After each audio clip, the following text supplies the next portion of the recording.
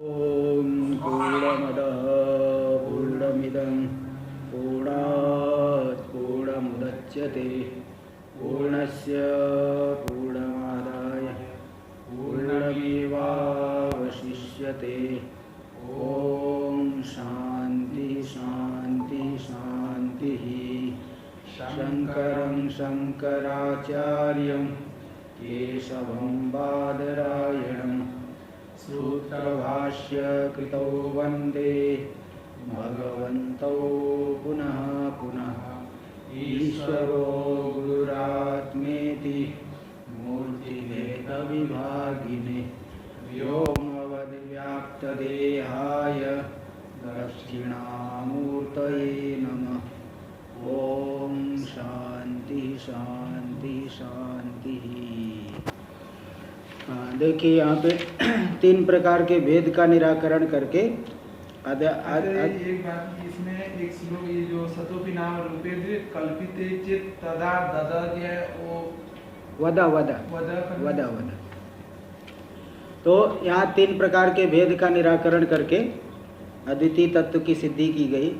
अब इसमें कुछ जो है पूर्व पक्ष आता है, जो बौद्ध लोग वो लोग कहते नहीं शून्य ही था सृष्टि से पहले। तो उसका यहाँ निराकरण कर रहे हैं कि वो पहले तो गौड़पादाचार्य जी महाराज की प्रमाण दे करके फिर भाष्यकार वो 30वें श्लोक में भाष्यकार भगवान का वो बताए।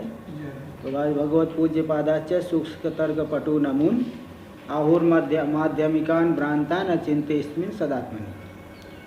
तो उनको बोलते हैं कि माध्यमिक लोग भ्रांत है इस सद्वस्तु के विषय में, क्योंकि उन्होंने अपनी मूर्खता से, जो तमोगुणी है यथार्थ ज्ञान से रहित है, उन्होंने निरात्मत्व शून्यवाद को मान लिया अनुमान प्रमाण से, ये बताए। फिर यहाँ आए कि आपके मत में जो वेद आदि जो है ब्रह्म में, निर्विकल्पक ब्रह्म में कल्पित है, उनकी सत्ता है, तो व्याहत हो रहा है। निर्विकल्पक में उनकी कल्पना कैसे होगी? फिर कहोगे माया से, तो बोले शून्य के नाम रूप भी तब तो माया से कल्पित मान लो। शून्य के नाम रूप भी ऐसी माया से कल्पित है। अंतर क्या हुआ? सत का मानो चाहे शून्य का मानो, माया से ही लेना है। तो जैसे सत का मान रहे, शून्य का भी नाम रूप कल्पित है। तो हाँ, इस तरह से वो बोले। तो वो बोले कि अगर ऐसा मान रहे हो तब तो केवल नाम को लेकर के विवाद हुआ। मायावाद को आपने, हाँ माया से जो है जगत बना, ये तो आपने मान लिया, ये चिरकाल जीव, तो मैं अपने सिद्धांत से हट गए। फिर वो बोले कि सद शून्य के समान सद वस्तु के नाम रूप भी कल्पित ही मानना चाहिए। यानी सद भी माया का, जैसे आकाश आदि का नाम रूप कल्पित है, मतलब आकाश कल्पित है, तो सत का नाम रूप भी कल्पित है।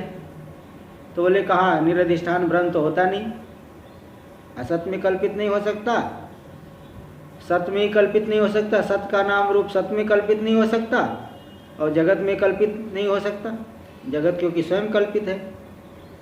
इस तरह से बताए। फिर और भी एक, इसलिए सत जो है माया का कार्य तो नहीं हो सकता। फिर एक और शंका की है कि जो सृष्टि से पहले सद एक अद्वितीय सद ही था, तो सद ही था, सद यानी सत्ता, आसित था यानी वहाँ भी सत्ता ही बोल रहे हो।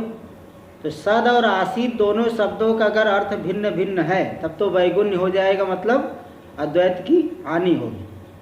और दोनों शब्दों का अर्थ यदि समान है तब तो पुनरुक्ति दोष हो रही है। तो क्या समाधान है इसका?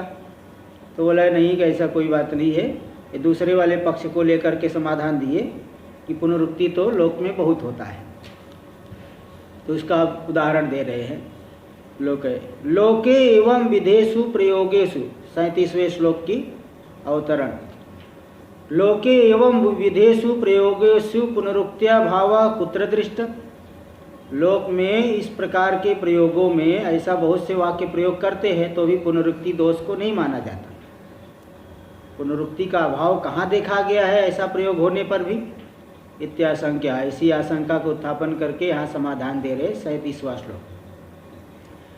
कर्तव्यं कुरुते वाक्यं, कर्तव्यं कुरुते वाक्यं, ब्रूते धार्यस्य धारणं, ब्रूते धार्यस्य धारणं, इत्यादि वासनाविष्टं इत्यादि वासनाविष्टं प्रत्यासीत् सदिति रणम् प्रत्यासीत् सदिति रणम् कर्तव्यं कुरुते वाक्यं ब्रूते धार्यस्य धारणाम् इत्यादि वासनाविष्टं प्रत्यासीत् सदिति रणम्।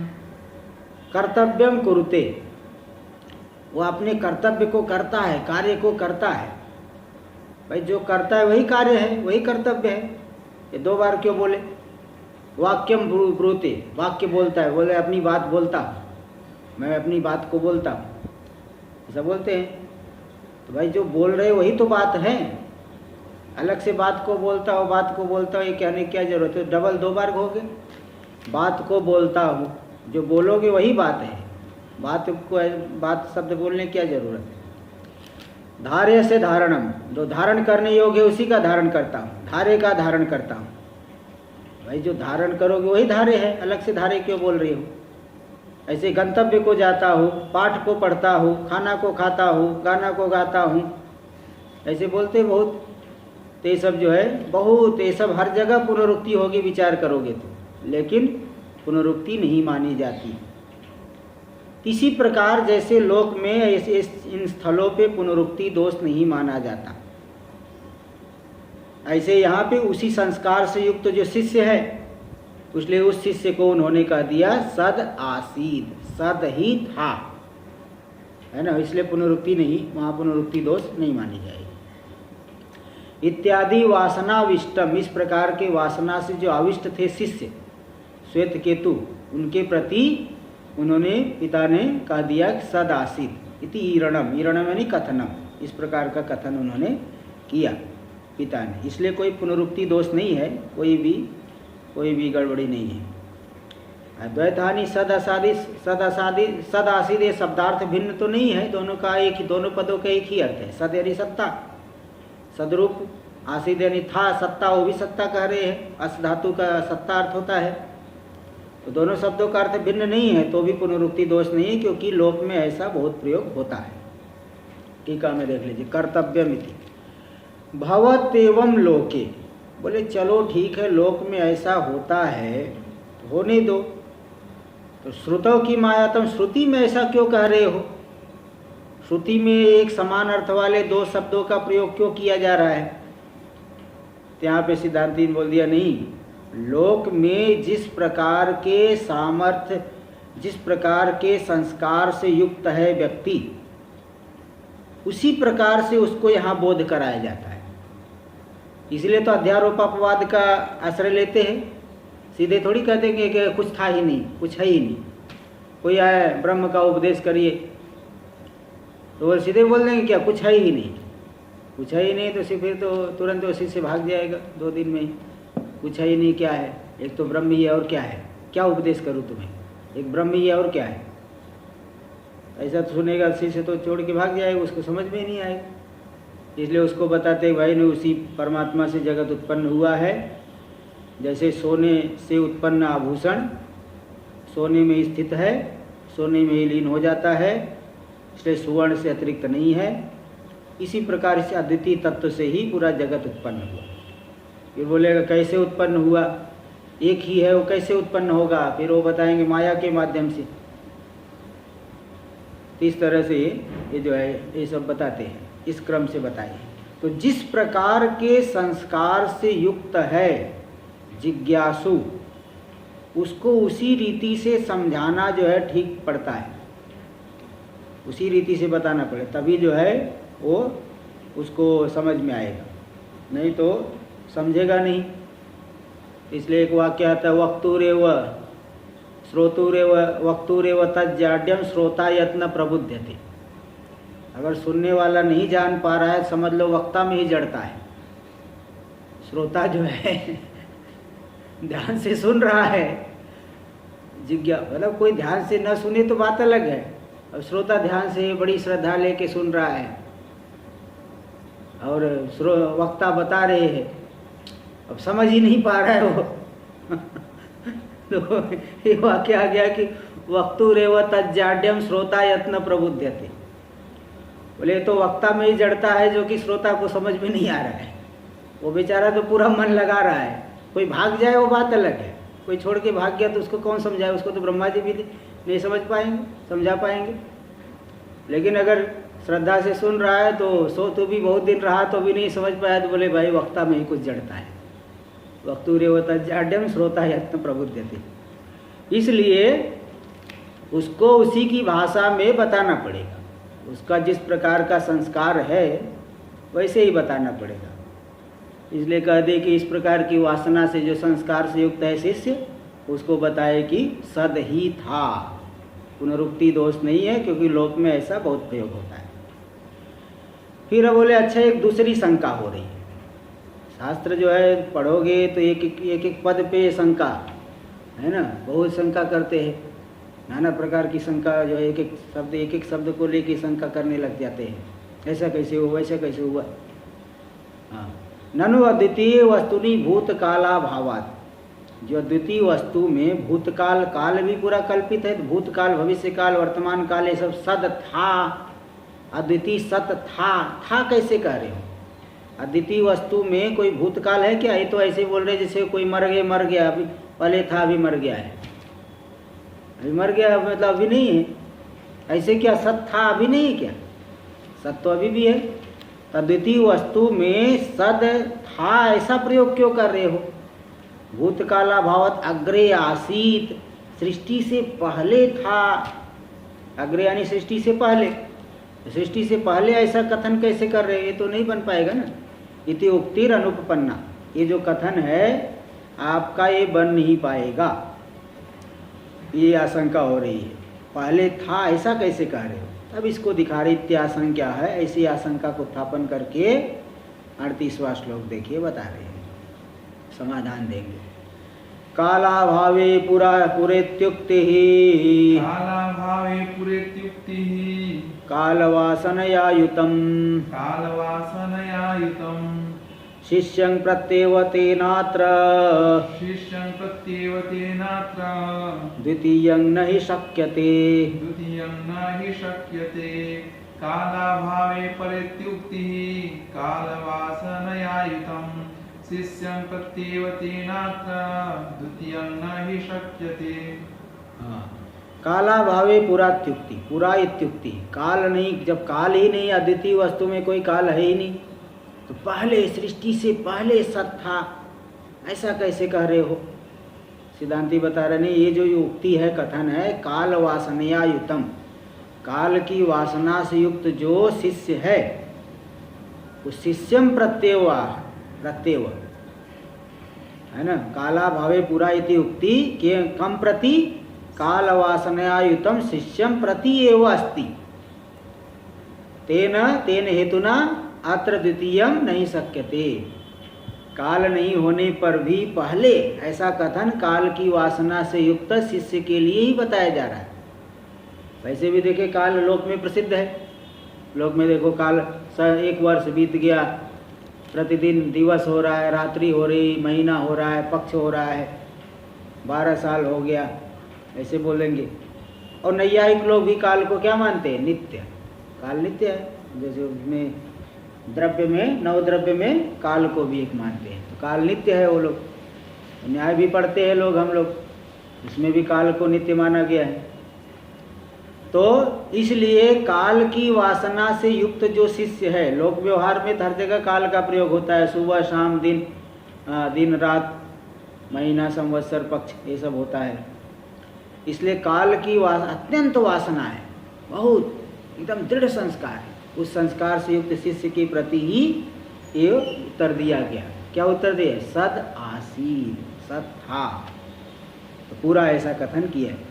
तेन अत्र, तेन हेतुना, इस हेतु से अत्र इस अद्वितीय तत्व में द्वितीयम नहीं शक्यते, काल को लेकर के द्वैत की शंका की जा सकती है? नहीं की जा सकती, द्वैत की शंका बिल्कुल नहीं की जा सकती।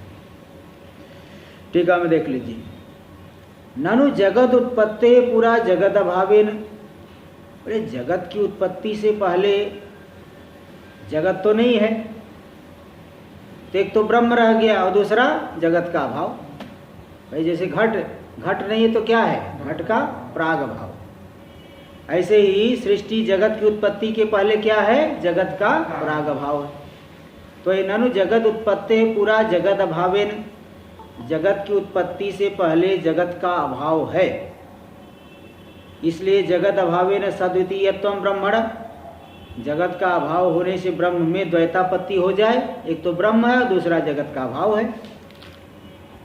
इत्याशंके, इस तरह से आशंका को उत्थापन करके सिद्धांती जवाब दे रहा है, श्रुति प्रवृत्ते द्वैत वासनाविष्ट श्रोत्री प्रतिबोधनार्थत्वात्।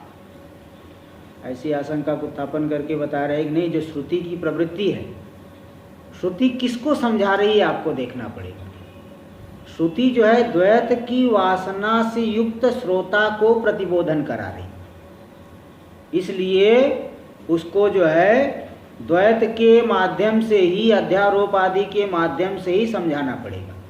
ये श्रुति प्रवृत्ति है द्वैत वासना आविष्ट, द्वैत के वासना के आवेश से युक्त, द्वैत वासना के संस्कार से युक्त जो श्रोता के प्रतिबोधन के लिए होने से अति शंका नहीं कर सकते, इसलिए अत्र द्वितीयम नहीं शक्यते, द्वितीय की द्वैत की शंका नहीं की जा सकती, द्वितीय नहीं हो सकता। काल के अभाव को लेकर के, जगत के अभाव को लेकर के, इनको लेकर के भी द्वैत नहीं बन पाएगा। इदानीम सिद्धांत रहस्यम, अब सिद्धांत रहस्य बता रहे हैं कि देखिए कहाँ कैसे बोलना है, जब प्रश्नोत्तर किस दशा में हो सकता है ना, प्रश्नोत्तर किस दशा में होगा ये बता रहे हैं। सिद्धांत रहस्य योग वासिष्ठ का ये श्लोक है। योग वासिष्ठ में भगवान राम जी और यह वशिष्ठ जी के बीच संवाद हुआ, उसमें उन्होंने विदेह मुक्त के विषय में जो चर्चा आई है उसी प्रसंग में ये बताए हैं। ये श्लोक आया, चोद्यं वा परिहारो वा, चोद्यं वा परिहारो वा, क्रियतां द्वैत भाषया, क्रियतां द्वैत भाषया, अद्वैत भाषया चोद्यं, अद्वैत भाषया चोद्यं, नास्ति नापि तदुत्तरम्, नास्ति नापि तदुत्तरम्, चोद्यं वा परिहारो वा, क्रियतां द्वैत भाषया, अद्वैत भाषया चोद्यं, नास्ति नापि तदुत्तरम्। चोद्यम व परिहारो वा, चोद्य यानी शंका, शंका हो चाहे शंका का परिहार उत्तर हो, इनको कब किया जाना चाहिए? द्वैत भाषया, द्वैत की भाषा से, द्वैत अवस्था को लेकर के शंका समाधान हो सकता है। चाहे कितना भी बड़ा तत्व लो, है ना, कितने भी मतलब कितना भी बड़ा आप ज्ञानी बने, आप ज्ञानी हो, किंतु उस दूसरे को बताओगे तो कुछ न कुछ जो है भेद मान के बताओगे कि नहीं, वो तो भेद मान के ही बताना पड़ेगा। इसी प्रकार गुरु शिष्य जो गुरु से पूछ रहे हैं, कुछ तो भेद मान के पूछ रहे, अद्वैत है फिर प्रश्नोत्तर ही नहीं बनेगा। इसलिए शंका हो चाहे परिहार हो, ये द्वैत की भाषा को लेकर के, द्वैत अवस्था को लेकर के ही ये किया जा सकता है। और रही बात जब अद्वैत भाषा, अद्वैत अवस्था को लेंगे तो वहाँ न तो शंका बनेगी और न ही उसका उत्तर। अद्वैत भाषया चोद्यम नास्ति नापि तदुत्तरम, अद्वैत भाषा से न तो शंका बनेगी न समाधान, अद्वैत अवस्था को लेकर के शंका समाधान दोनों नहीं बनेगा। इसलिए जो गुरु उपदेश देते हैं, क्या समाहित दशा में देते हैं, क्या व्युत्थान दशा में, व्यवहार काल में व्युत्थान में आने पर वो जो है उपदेश आदि करते हैं, तो कल्पित भेद को लेकर के उपदेश आदि हो जाते हैं। इसलिए द्वैत अवस्था को लेकर के ही शंका समाधान होगा, परमार्थ में तो कोई ऐसा जो है शंका समाधान भी नहीं बन सकता। इसलिए वो मांडुक्य का वो श्लोक आया है ना, क्या है, न निरोधो न चोत्पत्तिर न बद्धो न च साधक न मुमुक्षुर न वै मुक्तः इत्येषा परमार्थता। परमार्थ में तो न तो निरोध यानी प्रलय भी नहीं है, न उत्पत्ति सत्य है, न निरोध न चोत्पत्ति न बद्धो न च साधक, कोई बंधन में भी नहीं है, न कोई साधक है। भाई कोई बंधन में ही नहीं तो साधक कहाँ से होगा? बंधन हो तब साधना करेगा। ये तो बिल्कुल स्वप्न के जैसा व्यवहार चल रहा है, स्वप्न में भी सारा व्यवहार हो रहा है लेकिन जागने पर कोई व्यवहार नहीं। तो न बद्धो न मुमुक्षु न वै मुक्त, कोई मुमुक्षु नहीं कोई मुक्त भी नहीं, एक अद्वितीय तत्व ही है, यही परमार्थता है। इसलिए अद्वैत की भाषा में अद्वैत अवस्था में न तो शंका बनेगी और न ही उत्तर हो सकता है। तो शंका और समाधान ये द्वैत की अवस्था को लेकर के, व्यवहार दशा को लेकर ही होता है। टीका में दे रहे चौद्यमिति व्यवहार दशायाम चौद्यादि कर्तव्यम। चौद्य शंका समाधान यदि व्यवहार दशा में ही करना चाहिए, व्यावहारिक सत्ता को लेकर के ही होगा। परमार्थतस्तु, परमार्थ में तो अद्वैतमेव तत्वम, अद्वैत ही तत्व है। इसलिए द्वैत की भाषा से जो है उसका समाधान होता है। हाँ, अगर बहुत शिष्य उत्कृष्ट है, उत्कृष्ट शिष्य के विषय में तो मौन व्याख्या से ही, दक्षिणामूर्ति में आया ना श्लोक, चित्रम वट तरोर मूले वृद्धा शिष्या गुरुर युवा गुरोस्तु मौन व्याख्यानम शिष्यास्तु छिन्न संशया, ऐसा श्लोक है। चित्रम वट तरोर मूले, बोले देखो कितनी वट तरु के मूल में कितनी विचित्र घटना घट रही है। बड़ा आश्चर्य की बात है, बड़े आश्चर्य की बात है। क्या आश्चर्य है? बोले वृद्धा शिष्या गुरु युवा, शिष्य लोग बूढ़े हो गए, गुरु युवा है। दक्षिणामूर्ति भगवान युवा है और सनत कुमार आदि जो है वो बूढ़े हो गए। और गुरोस्तु मौन व्याख्यान, और गुरु का कैसा व्याख्यान? मौन, केवल जो है वो शांति से जो है वो चिन्ह मुद्रा दिखा करके उनको चिन्ह मुद्रा ही दिखाए हैं, कुछ उपदेश नहीं किए। तो गुरोस्तु मौन व्याख्यानम शिष्यास्तु छिन्न संशया, उस मौन व्याख्यान से ही शिष्य लोग छिन्न संशय वाले हो गए। तो जैसा जिसकी वासना है उसी के अनुसार उसको बोध कराना पड़ेगा, इसलिए कोई गलत रीति नहीं है, सही रीति है। परमार्थतस्तु अद्वैतम एव तत्वम, परमार्थ में तो अद्वैत ही तत्व है, अद्वैत को छोड़ के दूसरा कुछ तत्व नहीं। परमार्थ तो द्वैताभावे स्मृतिम प्रमाणयति, परमार्थ में कोई द्वैत नहीं है, इसमें स्मृति, ये भी योग वासिष्ठ का ही श्लोक है, इसमें स्मृति प्रमाण दे रहे हैं। 40वां श्लोक, तदास्तिमित गंभीरं न तेजो न तमस्ततम अनाख्यम अनभिव्यक्तं सत्किंचिदवशिष्यते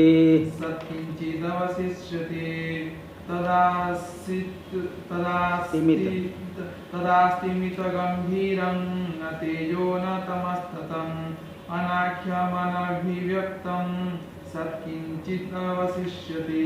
तदास्तिमित गंभीरम, उस काल में, उस काल में स्तिमित गंभीरम, उस ज्ञान अवस्था में, यहाँ सृष्टि से पहले दिए कि ज्ञान अवस्था को दे दिए? तदा, उस काल में, उस काल में से ज्ञान अवस्था लिए कि क्या लिए?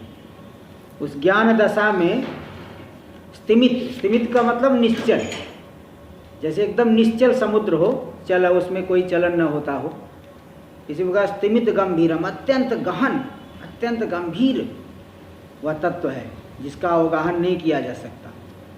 फिर बोले वैसा कैसा तत्व है? अत्यंत तेज, जैसे गीता में बताया 1000 सूर्य उदित हो जाए, ऐसा कोई तेज रूप है क्या? बोले न तेजो। फिर घना अंधकार है क्या? बोले न तमः, न तो तमः, ततम विस्तृतम व्याप्तम तम भी नहीं है। अनाख्य, आख्या से रहित, वर्णन से, आख्या मतलब जहाँ शब्द की गति हो, आख्या कथन करेंगे, कोई नाम रखेंगे, बोले नहीं, अनाख्यम यानी वर्णन से अतीत, उसका वर्णन भी नहीं किया जा सकता। अनभिव्यक्तम, अभिव्यक्त भी नहीं, अतीन्द्रिय है, बिल्कुल अतीन्द्रिय तत्व, इंद्रियों का विषय नहीं, उसकी व्याख्या नहीं भी नहीं की जा सकती और इंद्रियों का भी विषय नहीं। ऐसा कुछ तो सत तत्व है, वही अवशिष्ट बचता है पूरे जगत के बाद के अवधि रूप से, इसलिए वो ज्ञान अवस्था ही लेंगे, कोई सुसुप्ति मतलब प्रलय अवस्था नहीं, ज्ञान अवस्था लेंगे। इसलिए सत किंचित अवशिष्ट मतलब बाद के अवधि रूप से ऐसा कुछ एक तत्व है जिसका हम वर्णन नहीं कर सकते, इंद्रियों से जान नहीं सकते। वह न तेज है, न तम है, न जल है, न पृथ्वी है, न आकाश है, किंतु इन सब से अतिरिक्त एक स्तिमित गंभीर, अत्यंत निश्चल गंभीर तत्व है, ऐसा कुछ जो वर्णन से अतीत स्वसंवेद्य है, वही अवशिष्ट बचता है पूरे जगत के बाद के अवधि रूप से। इस तरह से वो ये परमार्थ में यही है। यही स्मृति योग वासिष्ठ में ये बता दी। देखिए टीका में दे रहे हैं, तदा इति स्तिमितम यानी निश्चलम, अत्यंत निश्चल था, उसमें कोई चलन क्रिया नहीं। तदे जति तन्नय जति।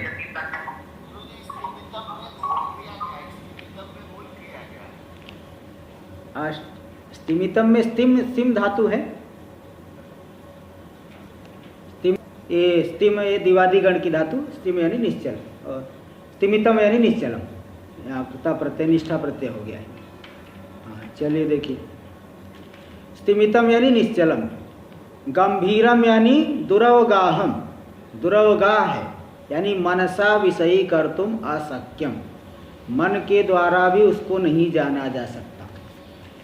न तेज, तेज रूप भी नहीं, तेजस्वान अधिकरणम, वह तेजस्व का अधिकरण नहीं, तेज रूप नहीं है। न तम, तमसो विलक्षणम, अनावरण स्वभावम, कोई आवरण स्वभाव वाला तम व्यापक तम हो जाए ऐसा भी नहीं है। ततम व्याप्तम, ऐसा व्याप्त तत्व है। अनाख्यम यानी व्याख्यातुम अशक्यम, उसकी व्याख्या नहीं की जा सकती। इंद्रियों का विषय नहीं, कुछ रूप आदि नहीं है। अनभिव्यक्तम यानी चक्षुरादि भीर अविषयी कृतम, भीरपि अविषयी कृतम, चक्षुरादि के द्वारा भी उसका विषय, उसको विषय नहीं बनाया जा सकता। कोई कहे चक्षुरादि के द्वारा क्यों नहीं विषय बना सकते? तो भाई देखिए, माया के नेत्र है, माया के नेत्रों से कौन से पदार्थ दिखेंगे? माया के पदार्थ दिखेंगे। माया के पदार्थ जो पंचभूतात्मक सृष्टि है माया से बनी हुई, ये तो दिखाई पड़ सकता है, इसको हम देख सकते हैं और इसका फिर वर्णन कर सकते हैं।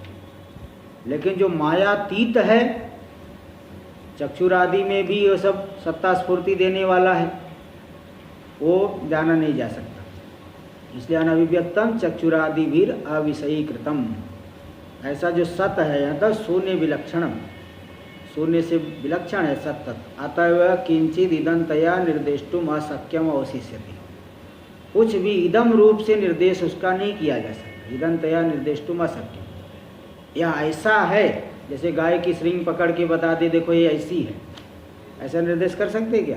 ऐसा निर्देश नहीं किया जा सकता। तो ऐसा एक कुछ तो तत्व है जो मन वाणी का विषय नहीं है, वही अवशिष्ट बचता है। देखो दे दिए, द्वैत निषेधावधित्वेन अवतिष्ठते, द्वैत निषेध के अवधि रूप से, ज्ञान दशा में द्वैत के निषेध की अवधि रूप से, वो अधिष्ठान रूप से वही बचते हैं। एक नंबर में टिप्पणी दे दिए, टिप्पणी में दे दिए, योग वासिष्ठादौ वसिष्ठ से रामम प्रति एतद विषयक प्रश्न समाधानम द्रष्टव्यम।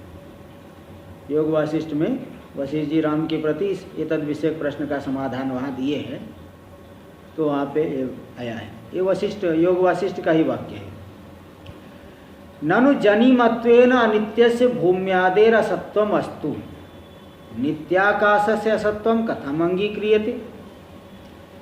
देखो नैयायिक आ गया, अब नैयायिक शंका करेगा, भाई जिसकी उत्पत्ति होती हो उसका विनाश मानोगे, यद यद कृतकम तत्तद अनित्यम, जो जो कार्य है सब के सब अनित्य होते हैं। तो लोग क्या कहते हैं? चार, पृथ्वी जल तेज और वायु, इन चार के परमाणु नित्य है, और बाकी आकाश काल दिगात्म मन, इन सब जो है तो स्वरूपता नित्य है। और पृथ्वी जल तेज वायु के परमाणु नित्य है, और बाकी जो पांच द्रव्य है वो स्वरूपता नित्य है। यानी आकाश आदि कोई परमाणु नहीं, एक ही है तत्व, एक ही आकाश है, वो नित्य है। और पृथ्वी आदि के परमाणु क्या करते हैं? परमाणु, दो परमाणु जुड़ करके सृष्टि के आदि में जब प्राणियों के कर्म की वजह से इनमें जो है परमाणुओं में क्रिया उत्पन्न हो जाए, व्यापार उत्पन्न होगा, तो अदृष्ट वाले आत्मा के संबंध से परमाणुओं में वो क्रिया उत्पन्न होगी। क्रिया उत्पन्न होकर के दो परमाणु जुड़ जाएंगे तो बन जाएगा क्या? द्वणुक। और तीन द्वणुक जुड़ करके त्रणुक, चार त्रणुक जुड़ करके चतुरणुक, पांच चतुरणुक जुड़ करके पंचाणुक, ऐसे ऐसे करके महापृथ्वी, महाजलम, महातेज, महावायु, ये सब उत्पन्न हो जाएंगे कार्य रूप। तो त्रणुक से तो त्रणुक दिखता है। त्रणुक जो है जैसे जाले में सूर्य प्रकाश जो है जाले में आया खिड़की में, तो त्रणुक जो छोटे छोटे कण दिखते हैं वो त्रणुक मानते हैं। तो वो उसी बात को ही उठा रहा है कि जो जिसकी उत्पत्ति हुई है, ये जो पृथ्वी द्वणुक आदि पृथ्वी है, इनकी उत्पत्ति हुई है, इसलिए इनका विनाश तो हम मान सकते हैं, भूमि आदि। किंतु आकाश तो नित्य है, स्वरूपतः नित्य है, वो उसका विनाश कैसे हो जाएगा ये बताइए। वही शंका, ननु जनिमत्वेन अनित्यस्य भूम्यादेर असत्वम अस्तु। जो उत्पत्तिमान है, उत्पत्तिमान होने से जो अनित्य भूमि आदि पृथ्वी जल तेज वायु, इनकी असत्व, ये सब विनष्ट हो जाएंगे प्रलय काल में, नहीं रहेंगे, अथवा ज्ञान काल में ध्वंस हो गया, ये तो नहीं रहेंगे। किंतु नित्याकाशस्य असत्वम कथम अंगीक्रियते। जो नित्य आकाश है उसकी असत्व को कैसे स्वीकार कर रहे हो? प्रलय काल में भी कैसे नित्य आकाश का ध्वंस हो जाएगा? पृथ्वी जल जो आप कह रहे सदैव सौम्य इदम अग्र आसीत, सृष्टि से पहले सद ही था, तो प्रलय काल में तो सद ही कैसे होगा? आकाश भी तो रहेगा, और जो काल दिग आत्मा मन ये सब भी नित्य, वो भी रहेंगे। तो नित्याकाशस्य असत्वम कथम अंगीक्रियते। नित्य आकाश की सत्ता का अभाव कैसे आपके द्वारा माना जा रहा है? इति संकते। ऐसी शंका जो है तार्किक कर रहा नहीं आई। देखो 2 नंबर टिप्पणी में भी दे दी, तार्किका संकते यहाँ दिए है। प्राग अभावा प्रतियोगित्वे सति ध्वंसा प्रतियोगित्व लक्षण नित्यत्व शालिनोपि न वस प्रलय कालावच्छेदेनापि विद्यमानत्व वैधुर्यम कथम बुद्धि अधिरूढ़ भवति। देखो नित्य किसे कहते हैं? जिसका कभी प्राग भाव न हो। आकाश नित्य है, यानी आकाश का कभी अभाव नहीं है, और जिसका कभी ध्वंस न हो। आकाश का कभी नाश होता है क्या? तो जो इसका प्राग भाव न हो और जिसका ध्वंस न हो, इसी को क्या कह देंगे? प्राग भाव का जो प्रतियोगी नहीं है और ध्वंस का भी प्रतियोगी नहीं है।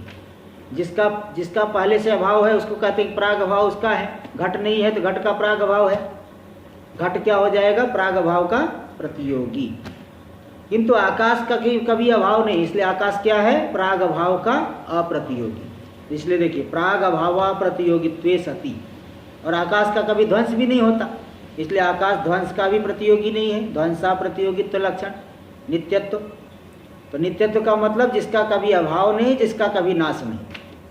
इस लक्षण वाला जो नित्यत्व है, नित्यत्व शालिनोपि नभस, इस प्रकार के नित्यत्व वाला जो आकाश नभ है, उसका जिसका कभी अभाव नहीं होता। प्रलय कालावच्छेदेनापि विद्यमानत्व वैधुर्यम कथम। प्रलय कालावच्छेदेन आकाश की विद्यमानता का भाव रहेगा, ऐसा तो आपकी बुद्धि में कैसे आ जाता है? ऐसा वो पूछ रहा है। भाई जो नित्यत्व है आकाश में, उसका कभी प्राग भाव नहीं, कभी जो है ध्वंस नहीं, तो उस आकाश का अभाव प्रलय काल में कैसे हो जाएगा ये बता दो। यही बात है टिप्पणी में दे दी है। अब इसी को शंका कर रहे। श्लोक देखिए 41वां। ननु भूम्यादिकं मा भूत परमाण्वन्तनाशतः कथं ते वियतो सत्वं बुद्धिमारोहतीति चेत् ननु भूम्यादिकं मा भूत परमाण्वन्तनाशतः कथं ते वियतो सत्वं बुद्धिमारोहतीति चेत्। वो कह रहा है देखिए जो पृथ्वी आदि, पृथ्वी जल तेज वायु, ये परमाणु से जुड़ जुड़ करके जो है ये बने हैं, प्रलय काल में इनका नाश हो जाएगा, सब परमाणु रूप ही हो जाएंगे। तो आप पृथ्वी आदि भले ना हो, क्यों? क्योंकि परमाणुवंत नाशत, परमाणु तो रहेगा, परमाणु का विनाश नहीं होता है। परमाणु से द्वणुक आदि के क्रम से जो महापृथ्वी, महाजल, महातेज, महावायु बना है, उन सब का तो नाश हो जाएगा, परमाणु तक, परमाणु पर्यंत नाश हो जाएगा। तो पृथ्वी आदि भले न हो, क्योंकि परमाणु पर्यंत उनका प्रलय काल में नाश हो जाएगा। किंतु आकाश तो स्वरूपतः नित्य है, और केवल आकाश ही नहीं, आकाश, काल, दिग, आत्मा, मन, ये पांचों स्वरूपतः नित्य है। और पांचों में रहने वाला जो बहुत से गुण, जैसे एकत्व संख्या, वो भी नित्य है, नित्य में रहने वाली नित्य ही है। परिमाण नित्य है, आकाश का परिमाण नित्य है। इसलिए वियतो असत्वम, उस आकाश, जिस आकाश का कभी जो है अभाव हो नहीं सकता, तो तुम्हारी बुद्धि में कैसे आ रहा है कि आकाश का भाव प्रलय काल में रहेगा? कथम ते वियतो सत्वम बुद्धिमारोहति इति चेत, तुम्हारी बुद्धि में ऐसा कैसे आरूढ़ हो रहा है कि प्रलय काल में आकाश नहीं होगा? जो पृथ्वी जल तेज वायु का आकाश, इनका अभाव भले हो जाए, आकाश का अभाव कभी नहीं हो सकता। देखो 3 नंबर टिप्पणी में दे दी, अद्वैतवादी नहीं थी। जो तुम्हारे मतलब तुम अद्वैतवादी की बुद्धि में ऐसा कैसे आ रहा है? बुद्धि प्रति, तुम्हारी बुद्धि की प्रति ऐसा कैसे हो गया, कैसे आरूढ़ हो गया? आकाशस्य प्रत्यक्षादि प्रमाण सहस्रैरपि संभावित विनाशस्य, आकाश जो है प्रत्यक्ष आदि हजारों प्रमाणों से भी उसके विनाश की संभावना नहीं की जा सकती। इसलिए तुम्हारी बुद्धि में कैसे आ गया कि आकाश का भाव है? वेदांती तो अब शास्त्र के अनुसार बता रहे हैं, वेदांत में तो आकाश भी क्या निरवयव है, आकाश सावयव है। आकाश की उत्पत्ति आई है ना, कहाँ पे? तैतरी में, तस्माद् वा एतस्माद् आत्मना आकाश संभूत, उसी आत्मा से आकाश की उत्पत्ति हुई। तो मतलब वेदांत मत में आकाश निरवयव नहीं है, सावयव है, इसलिए आकाश का भी विनाश होता है। लेकिन वेदांती ऐसा, नैयायिक ऐसा नहीं मानते, वो जो है कहते हैं नित्य है, निरवयव है। इसलिए वो पूछ रहा है कि तुम्हारी बुद्धि में ऐसा कैसे आए? तो अब यहाँ सिद्धांती उसको प्रतिबंधी उत्तर, समान विरोधी उत्तर देखिए दे रहे हैं। दृष्टांतावष्टम्भेन परिहरत, दृष्टांत के आधार पर परिहार कर रहा है सिद्धांती। 42वां श्लोक, अत्यंतं निर्जगद व्योम, अत्यंतं निर्जगद व्योम, यथा ते बुद्धिमाश्रितम्, यथा ते बुद्धिमाश्रितम्, तथैव सन्निराकाशं, तथैव सन्निराकाशं, कुतो नाश्रयते मतिम्, कुतो नाश्रयते मतिम्, अत्यन्तं निर्जगद व्योम, यथा ते बुद्धिमाश्रितं, तदेव सन्निराकाशं, कुतो नाश्रयते मतिम्। अच्छा, तदैव है कि तथैव? तदैव। तदैव ना, इस पुस्तक में भी तदैव है, लेकिन तथैव होना चाहिए। यथा तथा, यथा दिया है ना, यथा अत्यंतम निर्जगद व्योम ते बुद्धिमाश्रितम, जैसे तुम कह रहे हो कि पृथ्वी जल तेज वायु चारों का नाश हो करके क्या बचेगा प्रलय काल में? आकाश बचेगा। तो पृथ्वी जल तेज वायु से रहित निर्जगद व्योम, जगत से रहित आकाश की, आकाश तुम्हारी बुद्धि में कैसे आरूढ़ होगी?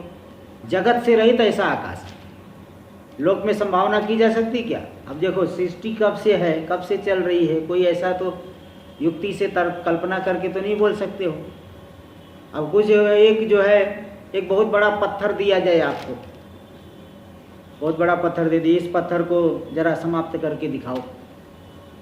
ज़्यादा से ज़्यादा उस पत्थर को आप चूर्ण कर दोगे, पत्थर बिल्कुल नष्ट हो जाए, समाप्त, चूर्ण भी करोगे इतना जो है पृथ्वी पार्थिव अंश हो जाए, उसको समाप्त कर सकते? पार्थिव अंश इतना हो जाए। जब बताओ एक बड़ा पत्थर को आप पूरी तरह से समाप्त नहीं कर सकते, उसका कुछ न कुछ इतना अंश हो जाएगा, इतना मिट्टी हो जाएगा। तो पूरे जगत को तुम कैसे समाप्त, तुम्हारी बुद्धि में कैसे आ रहा है? तो पृथ्वी जल तेज वायु से रहित आकाश जैसे तुम्हारी बुद्धि में आश्रित हो गया। लोक में तो ऐसा नहीं देखा गया कि जगत ना हो आकाश हो, ऐसा देखा गया? लोक में कहीं नहीं देखा गया कि जगत ना हो आकाश हो। तो जगत से रहित आकाश जैसी तुम्हारी बुद्धि में आ गया, वैसे आकाश से भी रहित सत्व तो हमारी बुद्धि में कैसे नहीं आएगा? लोक में जो नहीं देखा गया है, आप कहोगे लोक में नहीं देखा गया, तो लोक में तो भी नहीं देखा गया है कि जगत ना हो आकाश हो। तो जैसे जगत से रहित आकाश तुम्हारी बुद्धि में आया, ऐसे आकाश से रहित सत्तत्व मेरी बुद्धि में आ गया शास्त्र प्रमाण के आधार पर। तो यथा अत्यंतम निर्जगत व्योम ते बुद्धिमाश्रिता, जगत से रहित, अत्यंत पूरी तरह से जगत से रहित आकाश तुम्हारी बुद्धि में जैसे आया, तथैव वैसे ही निराकाशम सत मतिम कुतो न आश्रयते, आकाश से भी रहित सत तत्व हमारी बुद्धि में कैसे नहीं आएगा? हम तो श्रुति के आधार पे बोल रहे हैं, श्रुति में ऐसा कहा गया है पूरे जगत का बाध हो जाएगा। अत्यंतम निर्जगत यानी जगन मात्र रहितम इत्यर्थ, पूरे जगत के, जगत से ही रहित ऐसा जो है वो। तो यहाँ प्रतिबंधी उत्तर दे दिया, समान विरोधी उत्तर दिया सिद्धांति ने। अब इसको यहाँ पे और भी बताएंगे, युक्ति के आधार पे भी सिद्ध करेंगे। अगले श्लोक में हम लोग कल देखेंगे। ओम पूर्णमदः पूर्णमिदं पूर्णात् पूर्णमुदच्यते पूर्णस्य पूर्णमादाय पूर्णमेवावशिष्यते। ओम शांति शांति शांति। शंकरं शंकराचार्यं केशवं बादरायणं सूत्रभाष्य कृतौ वन्दे भगवन्तौ पुनः पुनः। ईश्वरो गुरुरात्मेति मूर्तिभेदविभागिने व्योमवद्व्याप्तदेहाय दक्षिणामूर्तये नमः। ओम